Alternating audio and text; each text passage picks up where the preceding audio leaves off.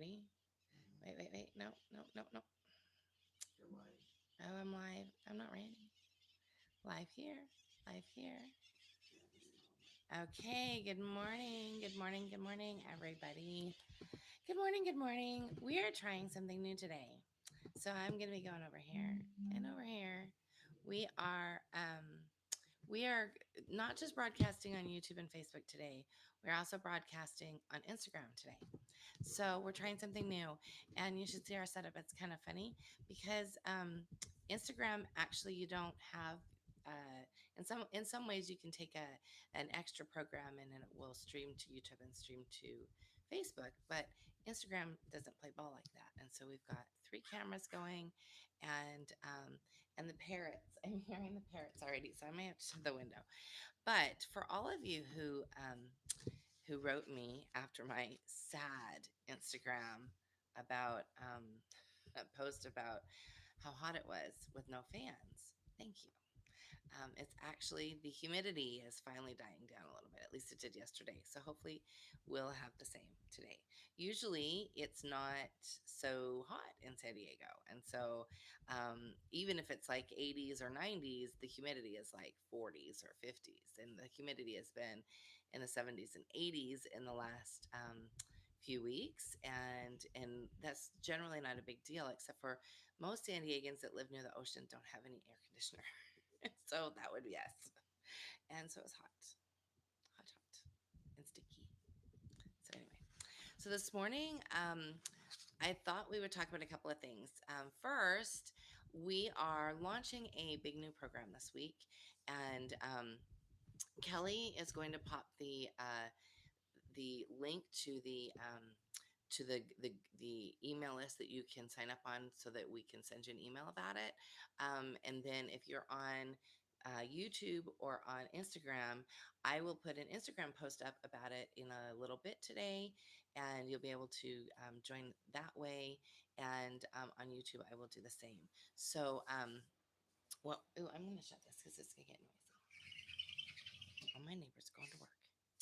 Um, so what it is we're working on a new program that I think is perfect. It's included in our Thinking, Feeling, Willing program. We've included it in that, but it would be really a lovely program, I think, for anybody who's struggling with parenting.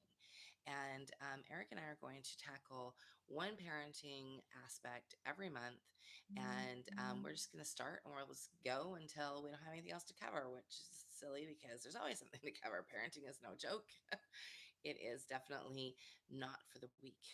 And and sometimes we feel like we're the weak, right? And so we thought we would tackle a different topic every month. And we're actually a little bit ahead. We weren't going to start this until September. We had thought about doing it earlier in the summer, and then really decided, oh no, we'll probably get going in September. But it's called Straight Talk Monthly, and Straight Talk Monthly is all about really like parenting concepts, and we're going to start with sleep. Sleep is our first one. So we talked about sleep in last week's video. If you're joining us on Instagram and you missed our video last week, hop on over to YouTube and see it from our YouTube channel.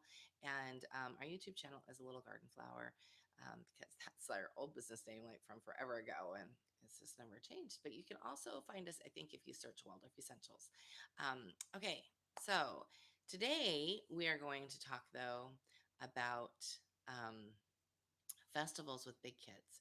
So let's start by I use our Planning for Peace journal for anything school related and anything Waldorf related, and I use it for festival planning because there's nice festival planner in here.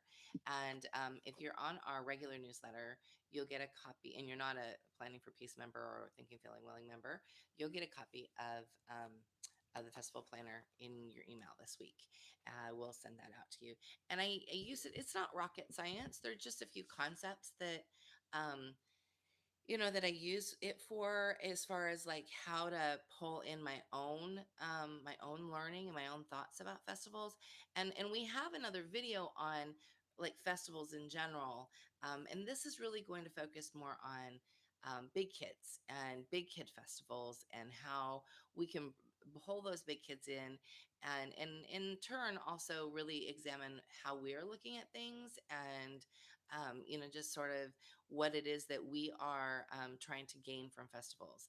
So I hope that you've come with questions if you have questions. Um, First of all, I one of the things that I do when I am planning a festival, and I'm just going to kind of look at our festival planner. So our festival planner, the first question or the second question here is, what does this festival mean to me? What do I want to take away from celebrating it? And really and truly, that's kind of what your big kids are starting to ask. And I would say by about 12, 10, they're still having a good time sword fighting. And even at 12, they are, especially the boys, will be having a good time sword fighting. Girls, too, of course. I definitely have some girl sword fighters as well. As far as like starting to go deeper, they're starting to think a little bit more by 12. And by 14, especially, they're going to be thinking more about, what is it that we're celebrating, and why is it important, and why do you make me make dragon bread with you every year, and all of those things. And so if your older child is your youngest child, then it's changing for you, like in general, across the board. It's changing for you completely in your home. It's changing for you as far as probably how you're looking at festivals, because you don't have a little one anymore. But if you have a younger one and one in the middle, I think that this is a perfect opportunity for that one that's older to be able to reflect, and then also help you with festivals for the younger children as well. So for us, we usually do our festivals at our co-op. And so when we're celebrating these things, we're celebrating them in a group. But that's not always been the case. So for many years, we're solo and just had us, and didn't have friends nearby. And so when we were doing it solo, we would just talk about the festival, and then do some sort of family celebration that was just us. But in our co-op setting, we have the opportunity to have many, many children. Our co-op has about 40 children, 40, 42, I think. 42 is our current count right now. And so it is definitely a challenge when you have a lot of kids, but those older kids in our co-op are really starting to look at things differently. And so we want to be able to sort of reach them. And I always get this question about Michaelmas, especially when we're talking about slaying dragons, and sort of what that means, and how we bring it to the littler kids, and that meaning of that dragon sort of changes. Changes from when they're little, they want to redeem that dragon, but when they're older, we have to really work to slay that dragon. And so the bigger kids are all about slaying the dragon, and that's really where they should be. They should be in that space of vanquishing things, because the thing about the dragon is the dragon sort of shows what our weaknesses are, or maybe things that we're struggling with, and we want to be able to extinguish those. So Michaelmas is in many ways like Lent on the other end. And so on the Michaelmas end, you're giving something up. You're giving, especially, and of course, we don't bring this to the little ones. I don't even really bring this concept to kids that are much younger than 9 or 10. I prefer to bring it more to the older children, like 12, 14 and up. But as parents or as adults, we're also looking at, like, how do we rid ourselves of habits that we'd like to give up, that we'd like to hand over, and hand over to the universe, hand over to God, whatever your noun is for that universal energy. For us, it's God. And so what are we handing over to God? What things do we have um that we are struggling with, that we just want to hand over and not struggle with anymore? And so that's really where I come to with the bigger kids. We talk about that. We talk about maybe habits that they are wanting to either break, or soften, or sort through, so that they don't feel like negative habits, or maybe there's fear that they've got going on that they'd like to get rid of, so that they feel stronger and more confident in something. So a lot of these things come out with the preteens, like the confidence issues and things like that. And so festivals become a way to connect with them without making them talk. because they don't want to talk, which is really kind of funny. They want to talk, they just don't want to talk about that. And so when we're going through this time period with them, the festivals are like a golden time period to be able to bring in these meatier, heavier topics and be able to help them sort through them without making them bare their soul to us, which is something that they really don't want to do when they're 12, not so much, but definitely by 13, 14, 15. And then they start to come back around a little bit and they want to talk a little bit more about their feelings and sort of there's this ebb and flow. And it definitely depends on whether or not they're a boy or a girl. All the children are very different in that respect. But festivals become a nice way to be able to bring concepts to them, just like when they were little. And just like as they were growing that way, they're more heady now, and so it's a more heady concept and more heart related and more heart centered and definitely more feeling centered. So with the festivals that we have coming up, fall is kind of festival season in Waldorf Land. And so I thought it was a really good idea to sort of bring this topic up because I think that planning for these festivals, if you're planning for bigger kids with bigger kids in mind, is a little bit different. And you want to make sure that um, you give a good amount of information, but you're also not like feeding them what you think that they need to be thinking about. So one of the things that I would say maybe to an older child, maybe to a 12, 14-year old, is this festival is about and we'll talk about Michaelmas. This festival is about slaying dragons, and sometimes we have these inner dragons that we just don't feel good about having anymore. We just want to get rid of them. And so this is a really good time to be meditative or to pray about sort of getting rid of those dragons.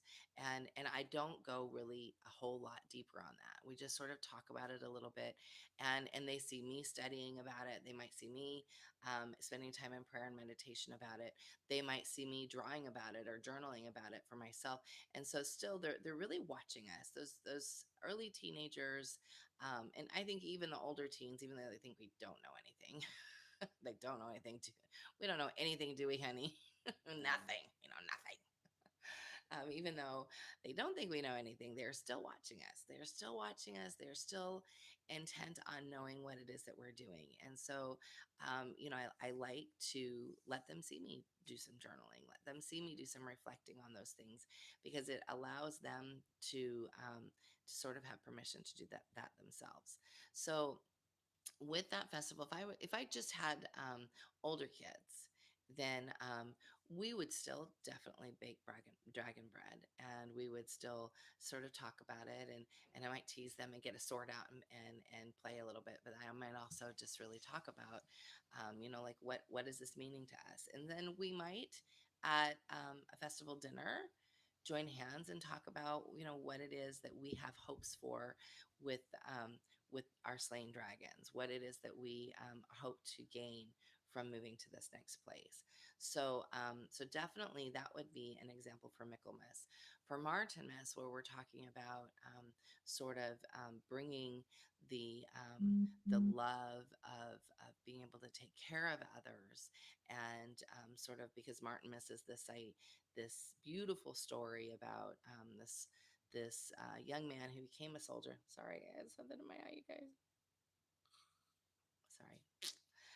This young man that became a soldier, and he didn't want to become a soldier. He wanted to be a monk, be a priest, and help people. And so he becomes a soldier, and because his dad wanted him to. It's a good story for teenagers, a really good story for teenagers about what it is that we want to do in life versus what our parents want us to do. And not in a way of, well, don't do what I tell you to do, but in a way of like becoming, in a way of helping them understand that, just because mom would love to see you go to college and become a doctor, that doesn't mean that's what you have to do. I want you to do stuff that makes you happy. So the whole festival is in so many ways. While it is a festival about giving, it's also a festival about sort of honoring what is your own, and honoring what you feel is your destiny inside. And so we focus on that piece as well as the piece about serving others. So in this, Martin. Martin's has finds a beggar on the side of the road, gives him half of his cloak to warm himself, takes him to the town, does all of these things to sort of help serve this man. And he has this dream that this man is Christ, and that he served the Christ child. And so from this, it's this deep piece of serving. And so we like to do a lot of serving in November, whether it be gathering toys that are no longer needed that we can take to Goodwill, or we like to use Deseret Industries just because it's not just the Mormon in me coming out, but I know where the stuff from Deseret Industries goes. I know that people don't get paid for that. The only people that get paid are like the people in the store and the people that manage that stuff. And what is amazing to me about that is that's a great way for people that are having struggles getting a job. They start there, and we had this really good friend whose daughter really struggled with anxiety, like so much so she could not get a job. She could not hold a job. And so she started at Deseret Industries here in San Diego, and they coached her through that anxiety, and they really worked with her so that she could work with customers. And now she's a security guard, which is so funny to me because she doesn't talk very much, but she's really tall, and so I think she's super intimidating. And anyway, I just think it's kind of funny. But as far as Deseret Industries is where we end up taking our stuff, just because we know where it goes. We know I don't have to worry about the financial stuff when it comes to like where the money is going and all of that. And I know it's going directly to help people. Um, so if you don't have a Deseret Industries in your area, just research the charities that you're giving stuff to. But we end up giving, whether it be toys, clothes. We do a lot of like going through and purging in November, and getting rid of things and taking them. But that's not, it doesn't stop there. It's not just about stuff we want to get rid of, right? It's also about sort of giving of our time, giving of our resources in a way that it's a sacrifice. And it doesn't mean that it has to hurt, but it's definitely a sacrifice. And so there's a difference between it needing to hurt and it being a sacrifice. We're asked to give as a sacrifice. And so that might mean a sacrifice of our time. It might mean that we spend our own money to buy a loaf of bread to make sandwiches for the homeless. It might mean that we are sacrificing our time by going and serving, whether it be the homeless, or Eric and Samuel regularly go and help this older gentleman in our congregation. Like, doesn't matter. It doesn't have to be somebody you know, but it's great if it is somebody you know. So we spend a lot of time like in service, and also talking about what it is that we want out of life and how we want to make an impact. And so when you've got these older kids, don't forget to utilize these festivals, because it's a huge opportunity for you to really be able to teach them, and for them to sort of open their mind to these things, and it sticks with them. I have to tell you, I grew up as a child that celebrated festivals. My mom, I grew up in Germany, went to a little Waldorf school, and my mom was always very good about bringing those festivals home with us when we moved back to the United States. And so I always sort of had some sort of festival life and some sort of reflection. And I grew up Catholic too, so that allowed that to come back in. And I'm not Catholic now, and so what we do is we really make sure that when there are saints that we really want to utilize for their qualities of their lives. I make sure that they're well researched, and the ones that we celebrate in Waldorfist festivals are some amazing ones that we can really bring to our children. And I have so much fun with the older kids when we bring festivals to them. Another one, now I will say St. Nicholas is just St. Nicholas. We talk about the giving nature of St. Nicholas. St. Nicholas comes for everyone, even if you're big kids. As long as you believe, you receive. And so that's the way we feel in our house. St. Nicholas is our Santa Claus, and so he is always somebody that comes. And while we reflect on that is more like a fun holiday for kids, and I always tend to keep it that way. But I'll also look at like Santa Lucia that's coming up as well. That's the middle of December. And oh my goodness, it's August and I'm talking about December, but I know it's coming. It'll be here before you all know it. And I missed All Souls Day from November 1st. We definitely use that. Probably not as uh, not the same way a Latin American culture would with the Dia de los Muertos, but we definitely talk about it in a very beautiful way to honor our ancestors. It's a great time to do family history work. It's a great time to talk about these people that came before us and what their stories were. And the older kids eat that up, even when we don't think they're eating it up. They really do. When it comes to, let me get back to St. Lucie. When it comes to St. Lucie, that's another festival of um, sort of doing not what your parents wanted you to do as far as your life. Um, one of the stories is that she really didn't want to marry and her parents wanted her to marry, and she really just wanted to serve God, and that's what she just wanted to serve. And the story goes that her father said, the next man you see is the man that you need to marry. So she plucked her eyes out. She said, I'm not gonna have any of that. It's not happening. So if I'm blind, then I can't see anybody. And then she just lived her life serving. So I don't share that graphic story generally with the little ones. We talk just about serving.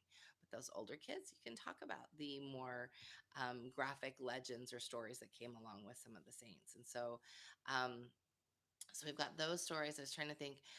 Definitely, we absolutely bring the solstices in, and they are even from if you're Christian, you're like, I don't want to do those solstices and the equinoxes. I definitely do it a little bit differently. I used to be pagan, so we used to totally celebrate those solstices and totally really get into it, and I still get into it as a point of renewal and as a marking of the year, and as a welcoming, so that winter solstice is a welcoming of the light in the much the same way that Christmas Day is welcoming the light of Christ. And so very much very tied together, and I think that you can really bring that to big kids. You've got big kids that are really working on understanding their faith and understanding where they stand with that, and really diving into those stories. That's a perfect time to sort of bring some of that together. Um, and then you've got, let's see, Three Kings after that. I'm probably missing some. So if I'm missing one, please shout. I did not take any notes because a lot of this stuff I could talk about in my sleep, and I probably do talk about it in my sleep. Do I talk about this in my sleep, Eric? No. He says no, but I don't know that I trust him. If it's on my mind, it's like coming out of my mouth when I'm sleeping. Um, but let's see, Three Kings would be next. And so Three Kings is another time of like giving and remembering that we are amazing people and that we can do amazing things. And in that, like with the younger child, we would talk about the gifts that were taken to the Christ child. But when we're older, I talk about the gifts that we have. We all have these amazing gifts. Some of us are talented artists. Some of us have the gift of discernment and intuition. Some of us have the gift of knowledge. Some of us, I mean, we're all gifted in so many ways, and it's a perfect time to really celebrate those gifts and talk about those gifts and realize those gifts. And it's a perfect time too if you've got a child that might be thinking, God didn't give me any gifts. You can help them sort of realize those gifts and help them to know that sometimes those gifts unfold over time. I definitely don't think that when I was 16 years old, I knew I have the gifts that I have now.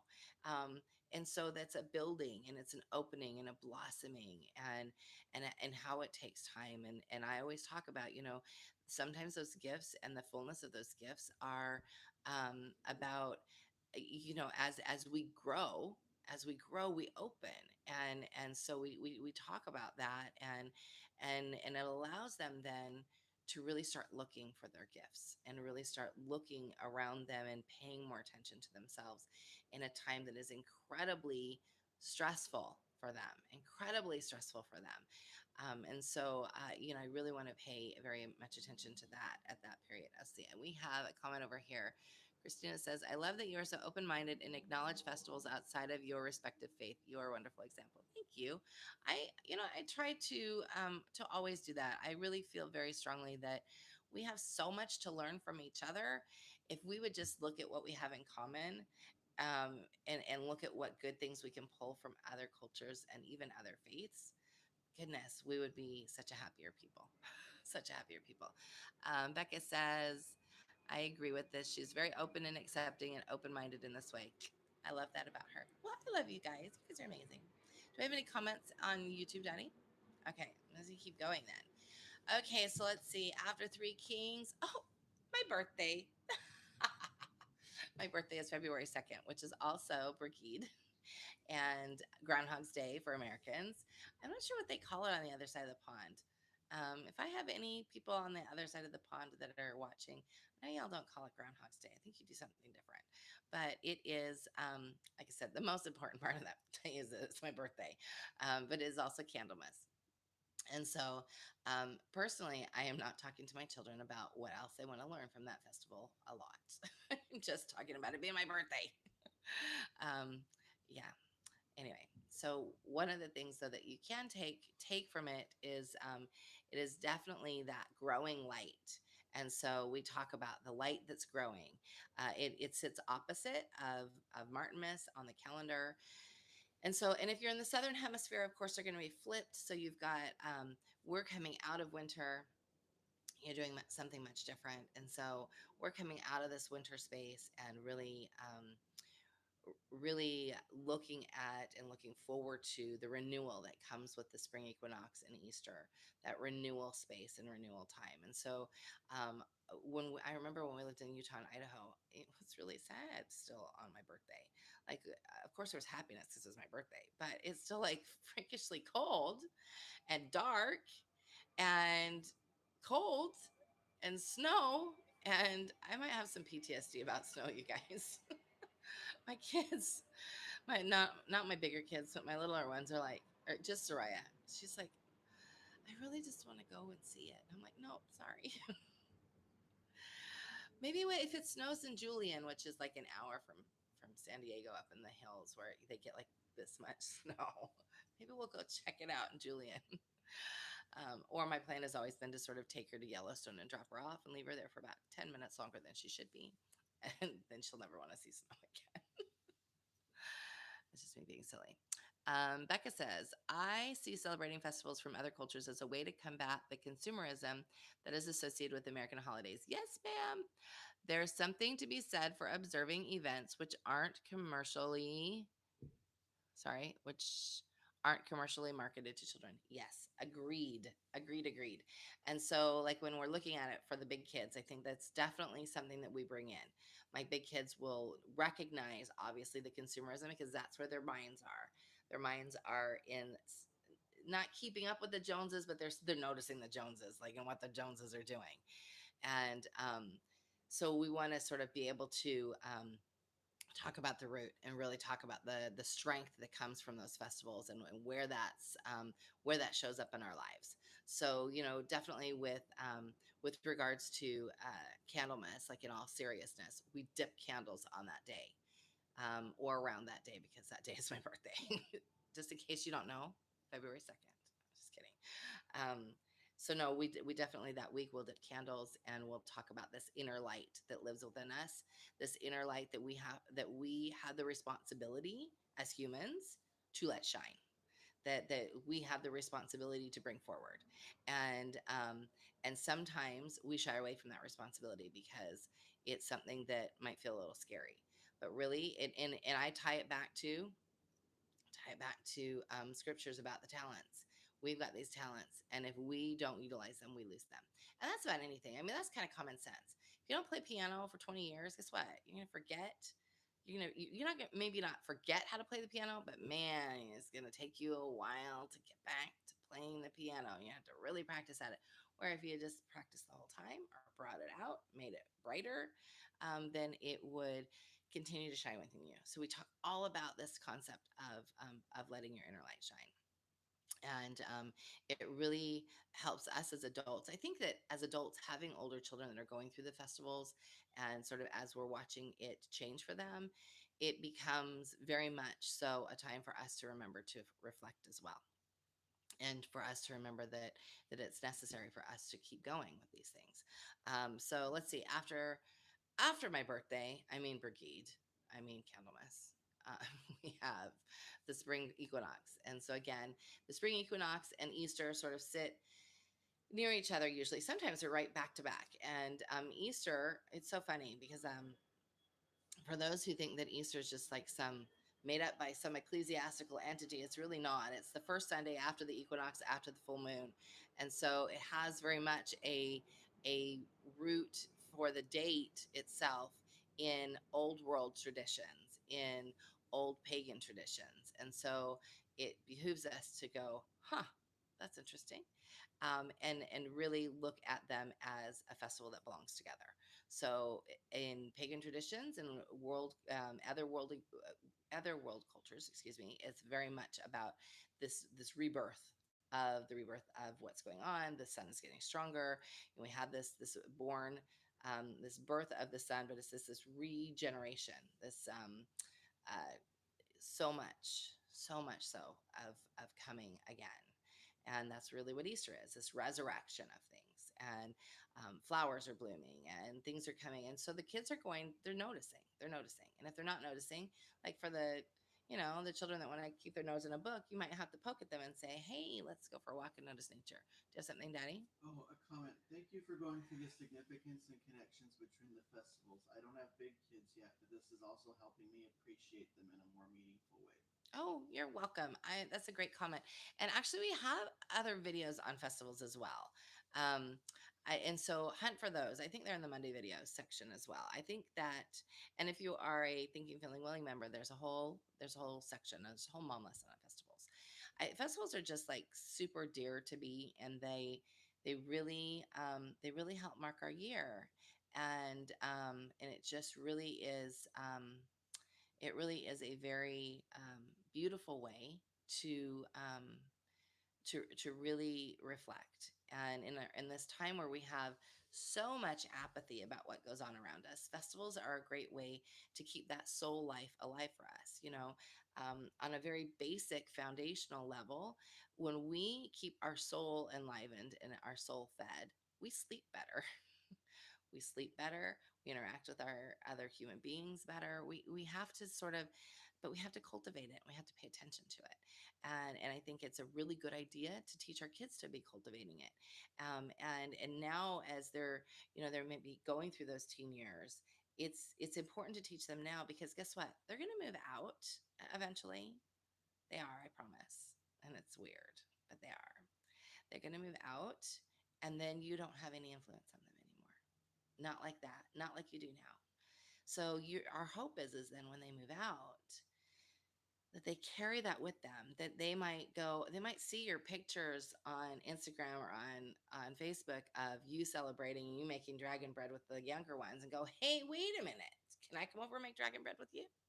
Or how did you, like, even my son that's not lived with us since he was 14, he'll still ask, hey, what did you guys do for, like, you could tell there's this little prick in the back of his head that he's like, that was really fun. I miss making that. I miss sword fighting. He misses that. And so we always talk about what we've done with our bigger kids, and the ones that don't live here, and the ones that do live in San Diego tend to come and hang out with us. But um we'll see. That's going to change for us this year as we send off another one. And it feels kind of odd. Where Eric and I were remarking yesterday about how different it will feel. Eleanor's house sitting this week, and so she's not here at all, and it feels kind of different. But it's our new normal because she's getting ready to move out, and so it's definitely different. And but it's also good. It's also very good. It's yeah. So anyway, back to where I was before I fall into a puddle of tears. Um, so let's see. I talked about the spring equinox and Easter. Definitely, from a Christian perspective, those strong those strong pieces of resurrection, and we really like to, in our faith, we, rather than just focusing on the piece that is such a sad view of how humanity can treat humanity, we try to focus on Christ's life.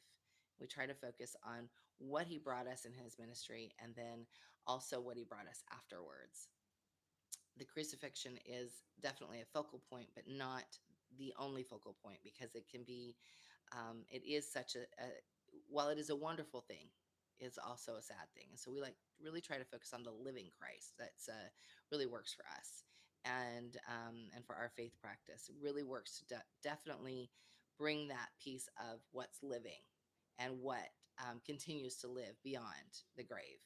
And and so then from a non-Christian perspective, we're looking at sort of this time of renewal, and it sits opposite of some of those vanquishing, sits opposite of like getting rid of dragons. You're welcoming in new things. You're welcoming in things you see around you. You're welcoming in these hopefully new good habits. It's a great time to start things. It's a great time. That's why you always hear the spring cleaning thing. It's a great time to clean things out and be able to allow things. Okay, what's next? I guess the summer solstice is next. No, there's May Day. There's May Day. So May Day with big kids can be pornographic if you're not careful. I'm just teasing. Really, no. May Day with big kids is a you got to talk about what May Day is. You have to talk about it at um, the symbolism of the pole and the symbolism of what we're doing, the dance that we're doing, the symbolism of, and I would not have this, I would not have a graphic conversation with a 12-year-old for sure. But I would talk about the regenerating, what we're celebrating, this new life, this new strength that started with the equinox, but now it's blooming all around us, and we're really seeing it everywhere, and we're really in the thick of seeing baby lambs and baby birds and all of these things, and everything's coming back to life, and sort of what that means, and with an older child, an even older child, then you can talk about like the symbolism. What's the maypole symbolize? What are all those symbolisms? And why do we dance the maypole? And what is that all symbolic of? And so you could definitely conquer that in a tactful conversation. There is a very good depiction and a fun little song. You probably just look up the song on YouTube, from the movie The Wicker Man, which is one of my favorite movies. The old one, not the new one. One of my favorite movies, like from a Christian perspective, to remind me to not be self righteous, and from a pagan perspective, of just the beauty of how they celebrate the seasons, even though it's a little bit deranged. It's a horror movie, but there is this fun little song that is very accurate in the as far as like what Mayday is. And so if you look up on YouTube, look up the Wicker Man Mayday Maypole dance, and you listen to the song. So that would be a great little segue into let's talk about the symbolism of the maypole. Okay, summer solstice would be next. And summer solstice is just an amazing midsummer for those of us in the northern hemisphere. And the southern hemisphere, it's a little bit different. It's obviously what our winter solstice is, but again, it's about light, and it's about, so we don't focus on the sun. We focus on, because it's dying now, and it's going from being so bright and so big, biggest, longest day of the year, to now it'll start going. And so we talk about that a little bit, but we talk about more about sort of enjoying this time and enjoying this summer of our lives, and really having a good time in that time period. Do you have anything over there, Daddy? Okay. What's after that? There's definitely the harvest, and there's some pagan festivals that are in the summer that we don't do so much with our co-op. We definitely talk about the harvest festivals and do some harvest stuff, but then we're right back to Michaelmas again. And so I really hope that this little walk through the festivals helps you to like reimagine it for your older kids. I think that, and for yourselves, if it's something that you've been thinking about, I don't know how I'm going to bring these festivals, I don't know what, I'm struggling with believing in them. You don't have to, don't celebrate what you don't believe in, or don't celebrate what doesn't resonate with you. Don't do it just to do it. I think that happens in Waldorf culture a lot. Doing it just to do it is not a good idea. Only do it because it speaks to you. And so it might be that you stand on the sidelines this first year, and you're just studying yourself, and maybe you're only bringing pieces here and there, or things that feel comfortable to you, but definitely make sure that you feel a connection with these festivals before you're bringing them. And if you don't feel a connection, you're just trying to really sort it out, then look for a connection. You can always, in our Ask Melissa group, and now it's Ask Melissa and Eric, because he's over there too, aren't you, dear? He's over there too. He's giving me a thumbs up, but you can't see him because he's behind the camera. So he's over there too. So you can always ask a dad's perspective question. So if you've got husbands that want to join, partners that want to join, you're welcome to have them join and ask dad questions as well. And we don't just tackle homeschooling topics. We that group is intended for anything that you want our opinion on. And right now it's dominated mostly with homeschool stuff and some parenting stuff. There's going to be more parenting people that are going to be coming over that aren't homeschoolers, and so we want to sort of make sure that it's a group that's open to everybody. But if you've got like some festival questions and you really want to sort of sort through some of that, please feel free to ask us over there. We are happy to answer. And if you're catching us on Instagram and you've got some questions, feel free to DM me. I'm happy to answer. And the same with Facebook. You're welcome to message me as well. So I make sure you're on our Waldorf Essentials newsletter. Melissa's Reflections is what it's called. I'm going to be sending out a copy of our festival planner. Our festival planning stuff changes a little bit with Advent, and I didn't talk about Advent at all with big kids. I will. Somebody just said, wonder. Christina says, my ADD just kicked in. Are you wearing an Instant Pot pin? Yes, I am. Isn't it cute? It's really cute. I got it at Comic Con. It's actually, it was like this, it was at this Japanese booth and it said it was a rice cooker. I said, you know, that's not a rice cooker, right? That's an Instant Pot. She's like, you're the fourth person today to tell me that. I just thought it was funny. This is what the Instant Pot would look like if a woman designed it. It would be pretty and white and cute, and it would come in colors. Right now, it's just, black and chrome and ugly. Anyway, I still love my Instant Pot like you would not believe. It's sitting over there on the counter waiting for me to use it today. It knows it's going to get used.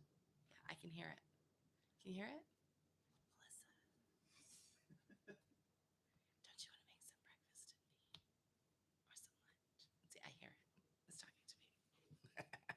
I know I'm cracked. Anyway, Becca says, do you have any suggestions for easing in to celebrating festivals when it hasn't already been part of your family culture? Yes. I would say pick one or two that really excite you and light your fire and go from there. And then next year add in some more. If it doesn't live in you, that your kids are going to know it. And the way I say, whenever we do something new, I go, hey, we're going to try something new, and it might crash and burn, but we're going to try it anyways, and I'm really excited about it. And then I work to make them excited about it. And so in order to make them excited about it, I have to, you got to be a good salesman or woman. So you want to, have a good time. If you've got little kids, you want to have some great stories, and you want to have something awesome that you're going to bake, and you want to talk about what the festival is. And so know your stuff. And I think that's really the most important thing, is to know your stuff. If you know your stuff, then they will listen, and they will be excited to listen. Okay. Anything else? Oh, like I said, I didn't talk about Advent, um, but that's okay. I think that a lot of that might be self-explanatory, and if it's not, and you have questions, just pop over to the Ask Melissa group, and we'll talk about that there. I'm going to send out a festival planning guide for regular festivals. Our Advent one's a little bit different, and you can find it in our Planning for Peace journal in the festival section. And if you are a Thinking, Feeling, Willing member, you have access to Planning for Peace. It's in Mom Lesson 6. Okay, I think we're done. Oh my goodness, we went longer than I thought. We went almost an hour today. I hope you guys have a wonderful week. I am just excited for this week. We have a trip coming up next week for anybody who lives in and I know it's sold out. It's the Be Inspired Homeschool Conference in Brentwood, California, not Brentwood South, Brentwood North, up in the Bay Area. So we're going to be presenting there on the 25th. So we are going to be spending the next 2 weeks preparing for that. So if you're going to be there, I will see you there. Otherwise, I will see you guys next Monday with another video. And this worked well on Instagram, so I think we'll be here again. I don't think we had any problems. Hopefully the video quality was good, and we've had consistent viewers, so I think we'll do this again on Instagram as well. And anyway, I hope you guys all have a wonderful week. And oh, Becca says, "What is a homeschooling conference?" Oh, it's just it's like a workshop. This is like a full day. Message me and I'll let you know.